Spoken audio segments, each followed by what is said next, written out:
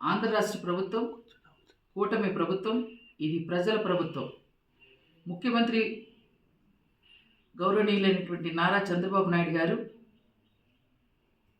గతంలో వైఎస్ఆర్ కాంగ్రెస్ పార్టీ ఆ ప్రభుత్వం చేసినటువంటి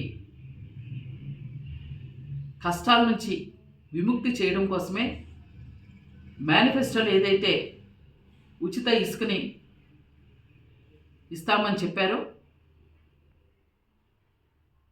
ప్రమాణ స్వీకారం చేసి నెల రోజులు కూడా అవ్వకుండానే జీవో నెంబర్ 43ని ఉచిత ఇసుక విధానాన్ని నిన్న తీసుకురావడం జరిగింది.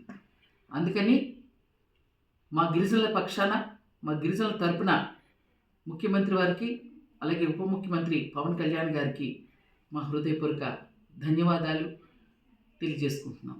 ఈరోజు గిరిజన ప్రాంతంలో ఒక ఇల్లు కట్టుకోవాలంటే ఇసుక మైదాన ప్రాంతం నుంచి తీసుకురావాల్సి ఉంటుంది.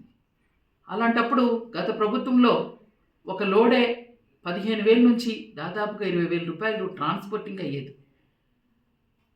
ట్రాన్స్పోర్టింగ్తో పాటు ఇసుకను కూడా కొనుక్కునేటటువంటి పరిస్థితి.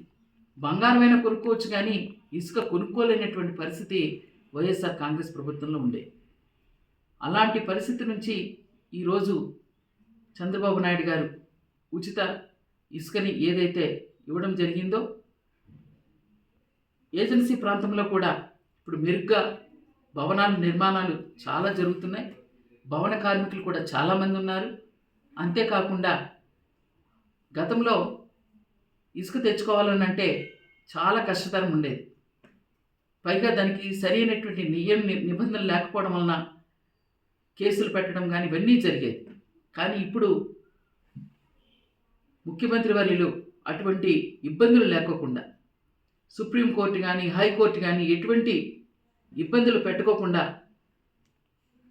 సరైనటువంటి నియమ నిబంధనలతో ఇసుకని పేద ప్రజలందరికీ కూడా అందుబాటులో వచ్చేలాగా ఉచిత ఇసుక విధానాన్ని పెడుతూ, దానికి తగ్గట్టుగా మండలాల వారీగా, జిల్లాల వారీగా ఆ కౌంటర్స్ని పెట్టడమే కాదు, రేపు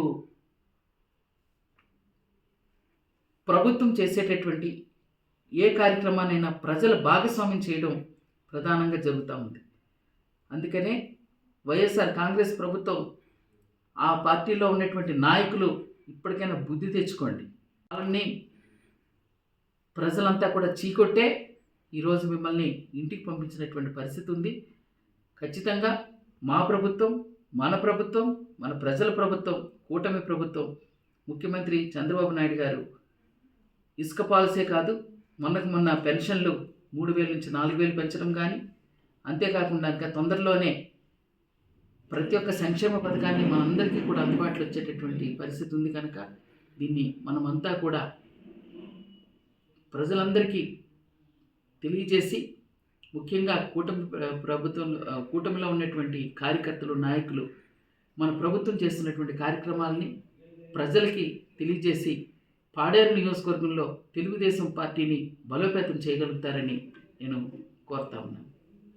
బుధవారం 10వ తారీఖు జూలై గిరిజన సంక్షేమ శాఖ మార్చులు, అలాగే మహిళా శిశు సంక్షేమ శాఖ మార్చులు మా సోదరి గుమ్మడి సంధ్యారాణి గారు అల్లూరి సీతారామరాజు జిల్లాకు పర్యటించడానికి వస్తున్నారు.